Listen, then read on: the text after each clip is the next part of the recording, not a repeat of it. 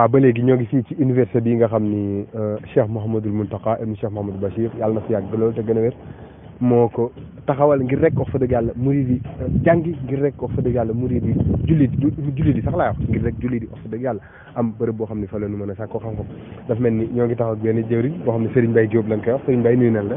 ñoo ngi lay ziare bu baax a baax di rafetlu teewaay yi di leen ziare bu baax a baax di leen xamal ne yéen a ngi fii si chantier bu ñu naan REEMS am ne taalibe Serigne Touba yi nekk Dakar ñoo ko jiite di jël seen ñaq di ko si def ni ñu lañ koy détaillé daanaka mën nañ ne 6 bâtiments moo fi nekk en cours ñaari salle d'étude ñaari résidence maître coranique ak ñaari résidence élèves bu ci nekk bu dee salle études yi on a 6 salles de cours lañ ci am par RDC bi moo nekk 6 salles première deuxième troisième bu ne 6 la par niveau bu dee résidence yi comme résidence maître yi RDC bi am nañ ci fukki chambre ak ñeent bu dee étage bi ci chambre ak juróom-benn bu dee résidence élèves yi niveau bu ne 22 chambres la.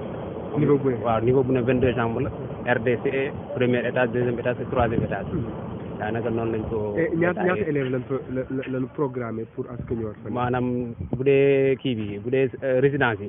lañ koy kii quoi résidence yi capacité bi 4 élèves lay jël maximum. chambre la waaw. maanaam bu dee salle de cours yi 25 élèves la maximum. mooy salle de cours yi yu rëy yi waaw yi nii 25 lañ koy kii 25 élèves la par kii quoi. taalibe nga bëgg a neex na. waaw moom kay macha allah parce que bëgguñu muy encombré de trop quoi. d'accord loolu tax dañoo bëgg gars yi di mën a def seen xel ci li ñuy jàng ak yooyu noonu ba xam bu encombré day xaw a sonn kii jàngale day xaw a sonn lool. moo tax gars yi bëgg koo def noonu xam ne 25 lay jël maximum. léegi chantier bi kañ la commencé moom.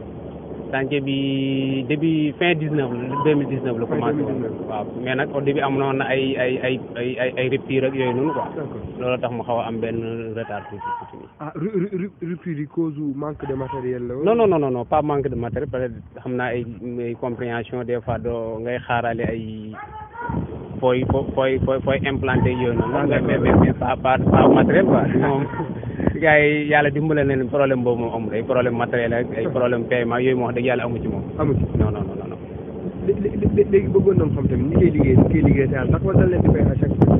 waaw ñi koy liggéey moom dañ koy liggéey te yàlla maanaam ñi ko jël en charge ñooñu dañuy def te yàlla tax mais képp ku fi ñëw di liggéey dañ lay fay. ñëpp ku fi liggéey dañ lay fay. ku fi liggéey dañ lay fay entreprise yi dañ leen def chaque décompte lañ leen di fay ñu fay seen ouvrier.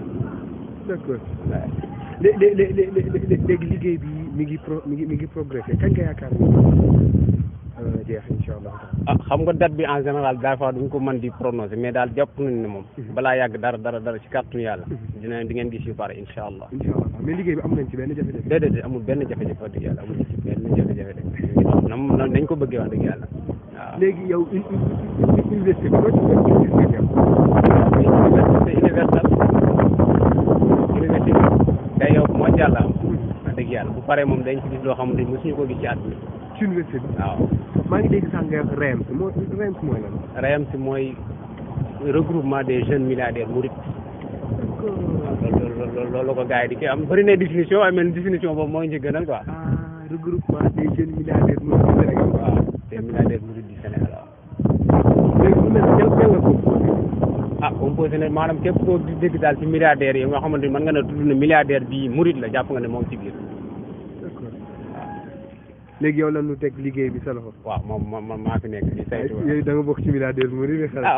incha allah yàlla na sëñ Bamba def. incha allah kàddu gu ma digg laa la sëñ. waaw di leen sant di leen gërëm rek di rafetlu teewaay bi. xam ne à chaque fois bu ñu sañoon ngeen di ñëw di xool fi liggéey bi toll ñu koy bokk yéen donc comme liggéey sëñ Tuubaa la. bu ñu sañoon ñëpp koy bokkandoo parce que bu yeggee ndamul ñëpp la. waaw loolu daal bu ñu sañoon moom di rafet di gis seen teewaay à chaque fois ngeen fi ñëw di bokk ak ñun liggéey bi comme ça ñi xam fu muy toll parce que ñi ciy participer aussi di xam ne liggéey bi fii la toll tamit loolu da ciy baax tamit moo tax daal suñu toll dañ leen di sant di leen gërëm daal di rafetlu seen teewaay bu baax a baax. jaajëf Serigne Mbaye di ko jaajëfal moom Serigne Mbaye Diop noonu ngeen gisee salle boobu nga xam ne ñoo ngi ciy carrelé yooyu noonu la demee ci kaw noonu la mel ci suuf noonu la mel chaque salle 25 élèves lay jël gis nga tamit ak ni ñu leen wanee fi nga xam ni foofu fii la enseignants yi di ne maanaam jàngalekat yi xëy na ñu baal ma ci nasaraan gi ak fi nga xam ni fi la ndongo yi di ne kon ba léegi dañuy ànd ak yéen ci yeneen secteurs yi nga xam ne ndax dafa mel ni am na daaree xasida mu mel na que am na tamit jàkka am na foo xam ni tamit wàllu lu mu tudd éducation professionnelle mooy wàllu ñi travaux de métier yi nga xam ne waaw travaux techniques yi comme wàllu technique université bi aussi am na wàllu technique kon yooyu yëpp danañ ko visiter incha allah jërëjëf sëñ Mbaye. waaw ba léegi ñoo ngi toog ak fii Serigne Khadim Mbacké Serigne Khadim ñu ngi leen la. waaw ñu ngi leen di fay bu baax ñu ngi leen di fay. ban responsabilité nga fii ci université bi ci Touba Matériel. waaw ñu ngi leen di sant bu baax di leen gërëm ci ñëw gi ngeen ñu seet. man nag maa ngi tudd Serigne Khadim Mbacké. di collaborateur Abdou Lahad Ka bi nga xam ne moom mooy directeur général Touba Matériel bi nga xam ne moom la Serigne Mountakha Mbacké dénk liggéeyu université bi. donc maa ngi nekk ci kanamam maa ngi nekk ci ginnaawam toog di ko jàppale ci yu bari daal collaborateur am. léegi dafa amoon appel d'offre bi ñuy tàmbali université bi wala Serigne bi moo xool rek dénk Touba Matériel. léegi amul appel d'offre amu ci parce que liggéey du marché public. marché privé la. donc nag borom marché privé moom borom mooy seet ki ko doy. mu jëbbal ko ci biir loolu tànn Abdou Lahad Ka ak Touba Matériel dénk bi liggéey bi ñu koy liggéey. léegi macha allah kañ la liggéey bi tàmbali. liggéey bi fi mu doon actuellement toll nañ ci ñaari at yu tegal tuuti. yéen a ñu tax ñu ngi ko commencé woon mois de juin 2018 je crois. foofu lañ ko tàmbali woon. boobaa léegi mën na ñaari at daal ñaari at tegal la tuuti. waaw. léegi par exemple liggéey bi ni muy déroulé. université bi ban spécialité la am. spécificité bi mooy lan mooy que ne d'abord université boo xam ne mës a am ci Sénégal. yaakaar naa ne sax bëri fu mu am ci àdduna si. université bu toll nii ak envergure bi mu yor kenn nit ak communauté jël ko. tabax ko ci biirum réew yaakaar na bëriwul lu mu am. loolu mooy spécificité dëkk bi. mooy spécificité université bi. sëriñ bi jël ko muy doon bëgg sëriñ bi bu yàgg nag boo xam ne émettroon na ko. donc nag bi mu jote yàlla mi ngi ko doog a jotale ci xilaaf ak Sëriñ Muntaxa. donc commencé woon nañ ko sax. waaw site bi amoon na sax naam. ndax site la boo xam ne ci la Sëriñ Abdou Lahad Mbacké moo ko génnee woon. kii ko délimité ko. ba commencé woon fi waaye nag université dëgg bi ñuy wax moom ci ay Sëriñ Muntaxa la amee. donc muy université bu toll noonu rëy du université étatique. ba pare nekk daal rek bu pare la plus grande université du Sénégal. donc loolu doy na loolu yaakaar naa doy na spécificité. plus grande même que ay Cheikh Anta Diop. bokkuñu sax moo leen gën a doy parce que boo xoolee coût yi rek 37 milliards de francs CFA ci premier coût yi. yoo xam ne bokkul ak gestion yi bokkul dara. vraiment loolu amagul ci Sénégal. léegi nan lañu mën a nan lañ ko tasaaree ba tey waa kii milliardaire murid mën a yor parti waa ISU mën a yor parti ak Touba Matériel mën a yor parti nan la. waaw xam nga mbirum Serigne Touba moom noonu rek la demee ndax bi nga xamee ne def nañ étude projet bi teg ko ñu jël entreprise pilote bi nga xam ne si moom mooy diriger liggéey yi communauté murid lépp luñ mës a def ci àdduna ñoo ko defal seen bopp. muy jumaa ji. daaray kaamil. muy lépp loo xam ne si taxaw na fi rek. murid seen wàllu bopp ñoo jóg seen bopp def ko. loolee rek mooy dara biisu fi ñoom ñoo jógaat xëccuwaat nañ ñoom nañ ñu jox affaire indi seen alal dugal ko ci biir liggéey ko loolu mooy spécificité yoonu murid donc amul beneen leneen lu bees li ci am. loolu rek mooy continuer ndax raay bi fi defoon bis jëm ne Sëñ Moussa jumaa ji jëm ne Sëñ Fall jëm ne Sëñ Blaat luñ ci mën a doon rek murid seen bopp ñoo dajale génnee la ko defar ñu defaral ko seen bopp donc loolu rek mooy élan boobu mooy continuer rek ba fi ñu toll dara soppi ko fi. léegi yàggatul dara. am na ay bâtiment yu ñu war a livrer. waaw incha allah xam naa fekki fan soo yàlla dina ci am ay bâtiment yoo xam ne danañ ko mettre à la disposition ci comité pédagogique bi ñu seet nan lañu commencé enseignement yi soo yàlla. léegi mu mel ne que Touba Matériel bokk na ci ñoom it wàllu majalis beeg comme ci bâtiment yi ñu war a def. ak rectorat beeg ci restauration bi. waaw loolu ay bâtiment ay appellation la. donc am na ci yoo xam ne majalis lañu ko tuddee. mooy représenté en quelque sorte ndax dafa am.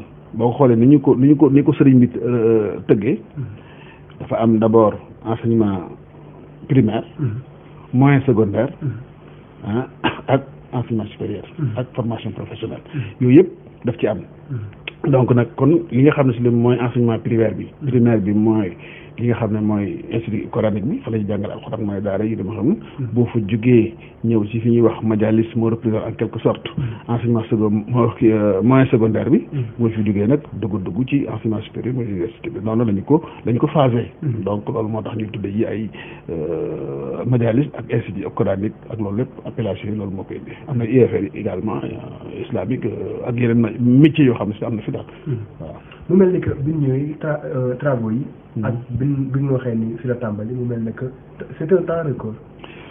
waaw loolu moom mooy li ma la wax sànq rek sëñ bi moo yor boppam ndax bi ñu dañu commencé rek indi lépp tàmbali liggéey comme murit bu laxasaayu dem ci tool ya góorgóorlu sa xar sa tànk tubéy noonu lañ def ñun ñëpp ba yàlla def ci sutura ba jàpp nañ ne sax bu doon xëy na bu ñu ko tegoon ci kii nam tudd ci yeneen i kii xëy na kon liggéey dana war a mën a tudd waaye fii moom sëriñ bi daal ci bopp moo jàppal boppam ba agsi fii daal wax dëgg yàlla def nañ ay moyens certes def nañ ay effort yu bëri waaye même suñu effort yi rek lu mën doon yooyu yëpp bu fekkoon ci loolu rek lañ yem duñ egsi fii waaye sëriñ bi ci boppam nag ginnaaw moom la ñuy liggéeyal moo ci jàppal boppam daal. léegi ouvrier yi fii liggéey à base de liggéeyal sëriñ bi lañuy liggéey wala sont payés. dañu ne sont payés régulièrement. waaw dañ leen jël di leen fay régulièrement duñ xaar sax mois chaque quinzaine ñu calcul liñ ci am ñu fay leen ko ñu dem waaw noonu la ñuy doxalee ak ñoom. ah d'accord merci kàddu yi mujj gi lan la. jërëjëf ñu ngi leen sant bu baax di leen gërëm ndax lii ngeen di def dafa bokk ci dafa bokk ci liggéey sëriñ bi. ndax it nag kuy def ku ne ku ko wax la bëgg. naam sax ñun wax gi amuñu ci kii waaye lu toll nii projet bu toll nii. Sëriñ Mountakha jël ko ak communauté mouride bi yëpp ñu teg di ko liggéey am na ñoo xam ne amuñu possibilité ñëw di ko gis. kon nag yéen ñi nga xam ne yéen a yor xarala yu bees yi. war ko mën a diviser ba ni ñëpp di ko gis di teg seen bët xam ne fi xew. loola tawfeex bu mag la yéen a ngi def liggéey bu mat a mat bu ñuy liggéey fii ci biir ci place. yéen ngeen di ko war nit ñi di ko gis. loolu lu am maanaa la kon nag déplacement bi ngeen déplacé pour ñëw ba fii ngir fekk xam lu wér ci gis ko génnee ko nit ñi mën ci fekk seen bët loola wax dëgg yàlla mënuñu leen fay ñu ngi leen di gërëm di leen sant di leen ñaanal daal fu ngeen bëgg a àgg ci li ngeen di liggéey yàlla defal leen ci tawfeex ba ngeen àgg fa bi jaay sëñ ko jot baax na jërë ngeen jërëjëf. waaw macha allah ba léegi ñoo ngi fii ci université bi nga xam ni mooy université Touba bi nga xam ni Cheikh Mouhamadou Mountakha yàlla na fi yàgg loolu tëwër moo koy tabax ba léegi ñoo ngi ci visite chantier bi ku baax nuyu naa la. waaw maa ngi sant bu baax a baax. tur bi naka la. Ousmane Gueye. Ousmane Gueye fii ban chantier la. fii mooy chantier Touba Ca Kanam. léegi chantier bi kan moo ko yor. ñun ñoo ko yor entreprise bi ñu tuddee ETDM. ñoo ko yor. nan la chantier bi demee ñaata bâtiment ñaata kii la salle la ak nu liggéey bi demee. non bâtiment bi majalis bâtiment A2. di bâtiment boo xam R+3 la. waaw am na ay salle d'étude ci suuf am si rez-de-chaussée am na premier am na deuxième am na troisième am na ak ay bureau. léegi salle d'étude bu ne ñaata élèves lañ ko. non capacité na moom ko maîtriser ko na moom. noonu. léegi fii pour majalis kese la lu jëm ci wàllu fànn fa. waaw majalis kese pour loolu. liggéey bi kañ la tàmbali. non ñu tàmbalee war a mat ay 1 an 4 mois. et vous comptez livrer ça. ñun nag kii nañ yor gros œuvre nañ yor. te gros œuvre normalement d'ici 1 mois dañu pare ndax instant yi boo xoolee ñu toll si 95% ci travaux yi. ci gros œuvre waaw mais second œuvre moom waa Touba Ca Kanam ñoo yor seen bopp. ah d'accord léegi ci wàllu koppar ñaata moo ci demagum. mën ma sori quoi loolu waa Touba Ca Kanam moom mën nañu wax ñu kii mën na ko estimer carrément ñu ngi si def quoi. waaw ñun presque gros œuvre nañ yor mais yi si dem yëpp ñoom ñoo ko mën a estimer quoi ñoom. léegi gis nañu ñaata salle la composé. fii salle yi bon am na 6 salles ah. 6 salles ñoo fa nekk. 6 salles d'études pour majalis waaw. d'accord léegi kàddu gu mujj gi lan la. waaw kàddu gi yow ñoo sant leen gërëm seen teewaay di gërëm tamit waa Touba Ca Kanam yi jox liggéey bi te leen wax tamit niñ ko bëggee noonu lañ ko liggéeyee waaw. amul ay défaut yooyu. non wax dëgg yàlla moom liggéey nañ ko si norme yi li norme yi la daal noonu lañ ko liggéeyee waaw. ok merci. jërëjëf.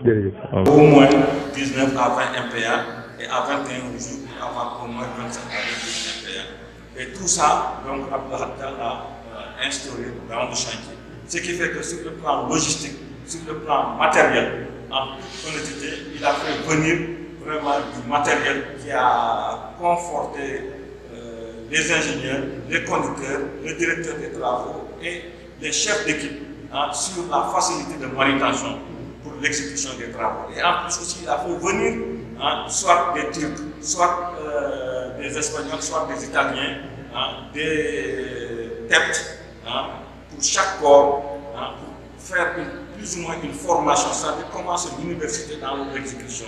C'est-à-dire que comme il fallait faire un transfert de technologie, donc il a fait venir certaines personnes associées avec des disciples mourides, associés avec des ouvriers mourides, musulmans et sénégalais, parce qu'on a eu des ouvriers qui viennent de partout du Sénégal pour travailler. Non seulement ces gens-là, ils travaillent, mais ils gagnent de l'expérience et ils sont payés chaque quinzaine.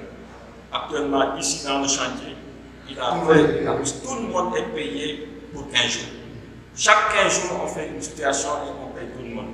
Et il y a mieux que ça, parce qu'il y a certaines interventions qu'on paye suivant le système mauritanien, comme on le dit, le système de Beskhales.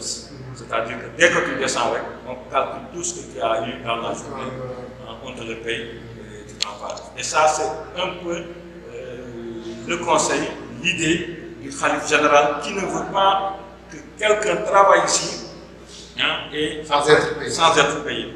Et surtout qu'il dit à la sueur de son front. Avant que même la sueur ne s'évapore, certaines personnes ils sont payées. D'autres maintenant, ils ont la largesse de pouvoir attendre jusqu'à la quinzaine. Parce que vous savez que payer à tout moment, ça demande une administration. C'est pas facile. Parce que si vous avez jusqu'à 200 personnes et vouloir les payer chaque jour, ça veut dire qu'il y a vraiment de l'administration ici. Donc maintenant, on s'est dit maintenant, nous commun accord pour faciliter la tâche à tout le monde et puis on paye par quinzaine.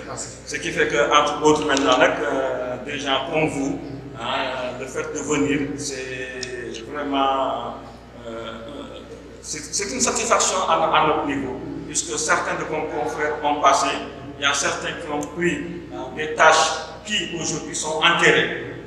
On ne les verra plus parce que c'est enterré. Et aujourd'hui, par exemple, quand on monte un bâtiment et on dit que ce bâtiment-là, on a mis 1000 francs, or que sur une autre zone, on peut réaliser avec 500 francs, c'est dû à des caractéristiques techniques de fondation et enterrées. Parce que comme je vous ai dit dès le début, ici c'est une zone qui avait des forages et avec un traitement d'eau. Ce qui fait que les fondations, au lieu que ça se respecte comme on faisait des fondations superficielles à 81 mètres, là avec les conseils du géotechnicien, on a été obligé d'aller à 2,50 mètres de profondeur. 2,50 mètres pour la sécurité et certains endroits à 1 mètre de plus, ça fait 3,50 mètres. Et tout ça maintenant, après il fallait enterrer les bâtiments. Raison pour laquelle même, quand on est arrivé au niveau de la bibliothèque avec l'esprit et l'expérience de Abdelhakka, il a proposé qu'on fasse un sous-sol. Et donc on a été obligé de faire un sous-sol aujourd'hui qui vraiment est très important. Et même les esprits se disent que si on le savait au départ, on aurait pu utiliser des sous-sols un peu partout.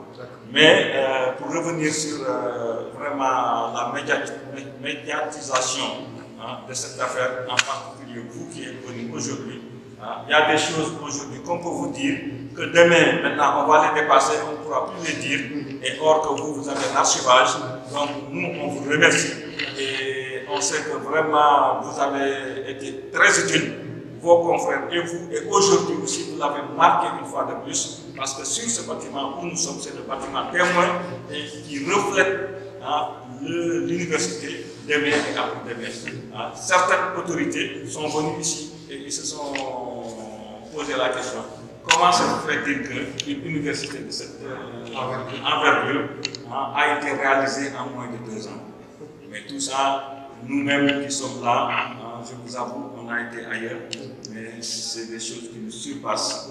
Mais aussi, pour remercier en plus notre directeur général, l'homme fort, l'homme de confiance du Khalife, qui est Abdelhakka, qui a su mettre vraiment des disciplines. Aujourd'hui, c'est dommage, il n'y a même pas 15 minutes, il était là dans le chantier. Chaque jour, en plus de ses activités, en plus de ses responsabilités de la municipalité, chaque jour, il est là à partir de 7h30, 8h au plus tard, jusqu'à 13h, pour faire un peu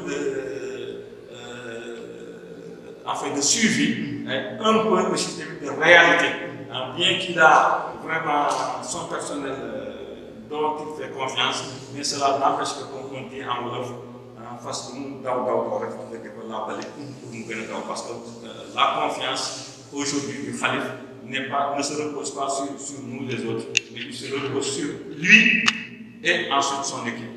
Donc, raison pour laquelle il est obligé, des fois il est là jusqu'à 23h minuit, et à chaque fois qu'on ait besoin de quelque chose, ou bien qu'on ait besoin de réaliser une tâche, il nous impose de faire un planning et étayer le planning par un plan d'action.